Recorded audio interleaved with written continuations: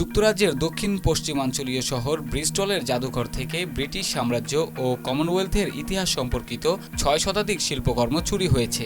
এরই মধ্যে গত 11 ডিসেম্বর অ্যাভন ও সমারসেট পুলিশ 4 জন সন্দেহভাজনের ছবি প্রকাশ করেছে। এছাড়া চোরদের আইনের আওতায় আনতে স্থানীয়দের সহযোগিতা চেয়েছে পুলিশ।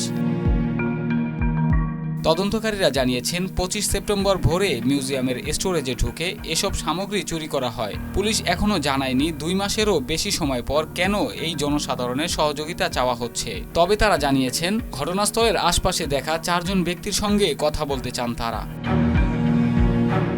ব্রিস্টল সিটি কাউন্সিল জানিয়েছে চুরি হওয়া মূল্যবান শিল্পকর্মের মধ্যে ছিল পদক, ব্যাজ, পিন, গয়না, খোদাই করা হাতের দাঁতের তৈরি শিল্পকর্ম, রূপার সামগ্রী, ব্রোঞ্জের মূর্তি এবং বিভিন্ন ধরনের ভূতাত্ত্বিক নমুনা। সিটি কাউন্সিলের সংস্কৃতি ও সৃজনশীল শিল্প বিভাগের প্রধান ফিলিপ ওয়াকার বলেছেন, এসব সামগ্রী প্রায় 2 শতাব্দী ধরে ব্রিটেনের সঙ্গে বিভিন্ন সাম্রাজ্যভুক্ত দেশের সম্পর্ককে তুলে ধরে। এই সংগ্রহ বহু দেশের ইতিহাসের জন্য গুরুত্বপূর্ণ। ব্রিটিশ সাম্রাজ্যে জড়িত এবং তার প্রভাবে বদলে যাওয়া মানুষের জীবন সম্পর্কে অন্যান্য তথ্য দেয় এসব নিদর্শন।